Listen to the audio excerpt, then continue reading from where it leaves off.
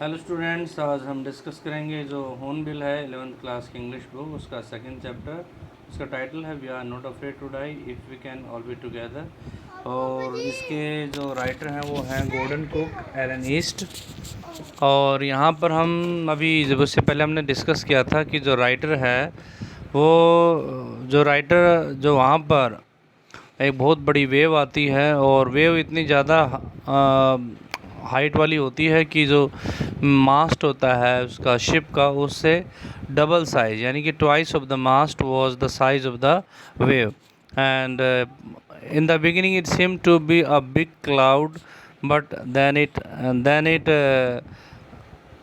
was confirmed that it was not cloud, it was a big wave, giant wave. Okay. तो giant wave के आने के कारण जो है ये जो नैरेटर है उसका सिर जा कर के व्हील में टकराता है और वहाँ पर सब जगह पानी पानी हो जाता है। और जो one side of the wave walker was damaged. उसके बाद क्या होता देखिए।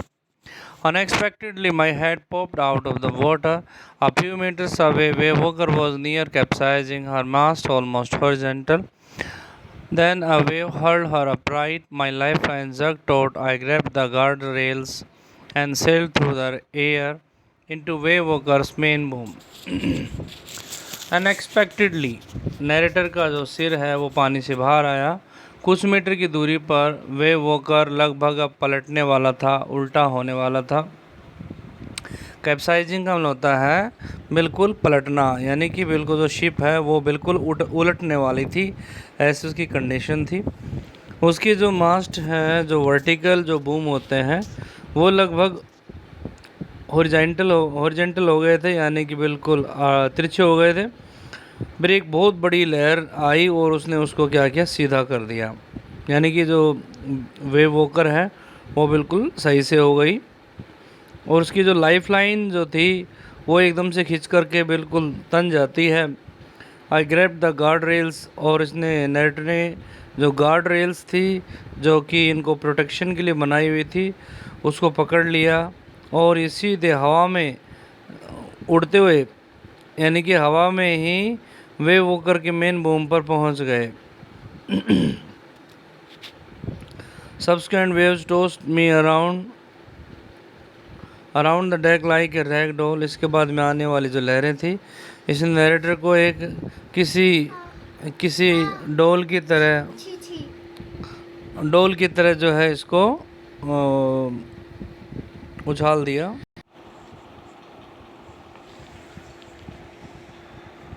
तो सब्सिक्वेंट जो वेव्स थी उसने नैरेटर को उछाल दिया एक डेक के ऊपर, जो शिप का डेक था उसके ऊपर एक डोल की तरह, कपड़े की बनी हुई गुड़िया की तरह।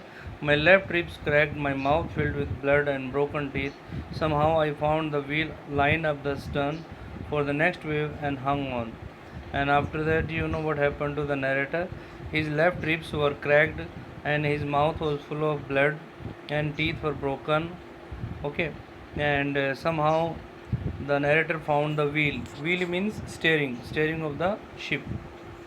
And now then what happens, you know, line up the stern for the next wave के लिए उसने स्टर्न को, जो पीछे का हिस्सा था, उसको लाइन अप किया और दूसरी वेव के लिए वो तैयारी की उसने। एंड हंग ऑन, और वहीं पर रुका रहा। Water water everywhere. I could feel that the ship had water below, but I dared not abandon the wheel to investigate. Mean to say, the narrator found water everywhere. Wherever he could see, he found water, and he also felt that there was water just below the ship, but he did not dare to give up, to leave the wheel, to find out, to investigate.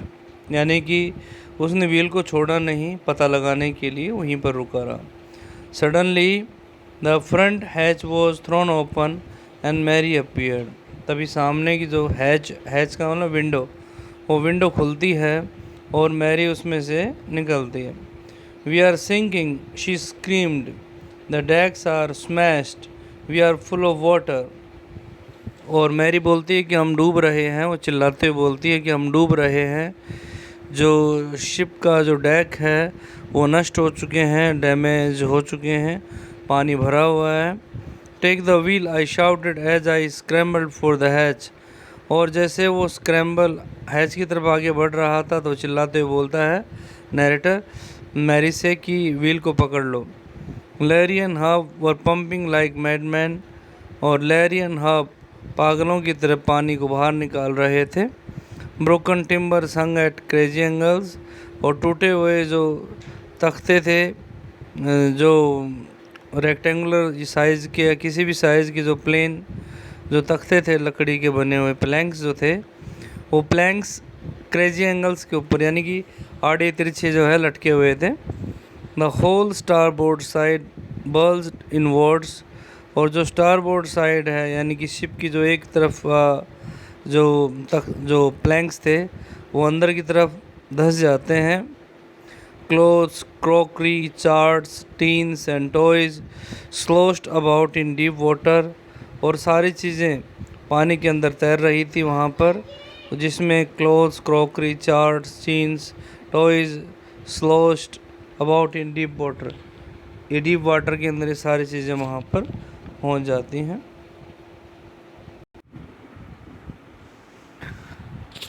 I half swam, half crawled into the children's cabin. Are you all right?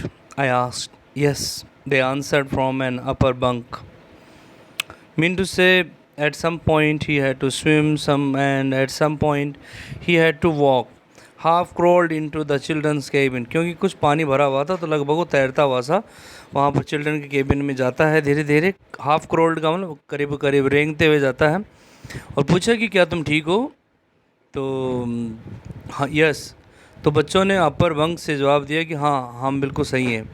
Bunk होता है एक तरीके से यानी कि जो bed होता है एक के ऊपर एक, जैसे ट्रेन में होता है ना बंक, तो वहाँ पर बर्थ बोलते हैं उसे, यहाँ पर बंक है क्योंकि वहाँ पर 2 या 3 होती हैं, तो इस तरीके से। But my head hurts a bit said Sue, pointing to a big bump above her eyes. I had no time to worry about bumped heads. तभी स्यू बोलती है कि देखो मेरा सिर में काफ़ी दर्द हो रहा है। और स्यू ने एक बहुत उसके सिर के अंदर एक बम्प था अबाव हर आइज़, उसके आई से ठीक ऊपर और सिर के ऊपर एक स्वेलिंग हो गई थी। और मुझे कहता है कि बम्प्ड हेड्स के बारे में वरी करने का भी इतना टाइम नहीं था, यानी कि narrator did not want to concentrate on the bumped heads, he just wanted to give all his attention to encounter the situation that was very critical, and anything could happen at that time. After finding a hammer, screws and canvas, I struggled back on deck with the starboard side burst open. We were taking water with each wave that broke over us. If I couldn't make some repairs, we would surely sink. एक हथौड़ी लेकर के और एक कुछ screws लेकर के कुछ कैनवास मोटा कपड़ा लेकर के जाता है और वहाँ पर वापस आते समय डेक पर उसे काफ़ी स्ट्रगल करना पड़ा। स्टारबोर्ड साइड जो है वो काफ़ी डैमेज हो चुकी थी, काफ़ी जो प्लैंक्स थे वो टूट चुके थे और लगभग ओपन हो चुकी थी। अब ये हर वेव के साथ में उसमें पानी आ रहा था और वो अगर उसको रिपेयर नहीं करते तो निश्चित तौर पर वो उनको डूबना था। Somehow I managed to stretch canvas and secure waterproof hatch covers across the gaping holes. Some water continued to stream below, but most of it was now being deflected over the side. And in this way, the narrator was able to stretch canvas on the holes and on the broken part, and he protected waterproof hatch. He secured waterproof hatch covers across the gaping holes. Some water continue to stream below. अभी भी कुछ कुछ पानी थोड़ा बहुत आ रहा था लेकिन अधिकतर पानी दूसरी साइड में अब जो है बह के जा रहा था। So in this way we come to know that the narrator जो हैच कवर्स थे जो स्टारबोर्ड साइड थी उसको रिपेयर किया उसने। More problems arose when our hand pumps started to block up with the debris floating around the cabins and the electric pump short circuited. और भी ज़्यादा समस्याएं पैदा हो जाती हैं जब उनके हैंड पंप्स ब्लॉक होने स्टार्ट हो गए और जो मलबा था, जो डेब्रिस था, जो ब्रोकन पार्ट्स थे, डेब्रिस का मतलब broken parts of the ship, they were floating around the cabin and the electric pump got short circuited. और जो इलेक्ट्रिक पंप थे वो शॉर्ट सर्किट हो गए उस स्टफ़ के कारण, उस डेब्रिस के कारण। और जो वाटर लेवल जो था वो थ्रेटनिंगली बढ़ रहा था उसमें। Back on deck I found that our 2 spare hand pumps had been wrenched overboard. और वापस डेक के ऊपर आकर के नरेटर ने देखा कि जो उनको 2 स्पेयर हैंड पम्प्स थे वो भी मुड़ तुड़ गए थे। Along with the foresail, the jib, the dinghies and the main anchor।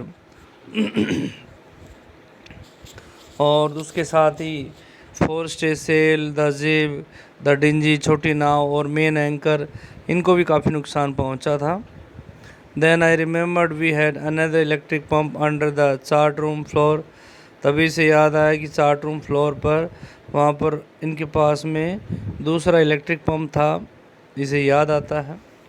I connected it to an out pipe and was thankful to find that it worked. और इसने इसे एक आउट पाइप के साथ में कनेक्ट कर दिया और ये काफ़ी इसने ओबलाइज फील किया कि काम कर रहा था ये। That night dragged on with an endless bitterly old cold routine of pumping, steering and working the radio. We were getting no replies to our mayday calls, which was not surprising in this remote corner of the world। और फिर क्या हुआ वो रात जो है लगातार endless तरीके से आगे खिंचती जा रही थी। ऐसा लग रहा था कि जैसे रात बहुत लंबी हो गई। Bitterly cold routine of pumping and continuously they were working, they were pumping out the water from the ship, they were steering and they were working on the radio, but there was no reply to their mayday calls। mayday calls means होता है emergency calls जो उन्होंने बनाए उस समय की थी emergency calls, उसका कोई भी रिप्लाई उनको नहीं मिला। और कहता है कि ये संसार के उस कोने के अंदर जो काफ़ी रिमोट था, काफ़ी दूर था, वहाँ पर कोई सरप्राइजिंग नहीं था। इसका मतलब काफ़ी ये आम बात थी इस तरीके से इमरजेंसी कॉल्स का रिप्लाई ना मिलना। ठीक है, आज इतना करेंगे, बाकी हम नेक्स्ट वीडियो में कवर करेंगे। ठीक है, if you are new to my channel then please do subscribe the channel and share with your friends। Thank you, have a nice day।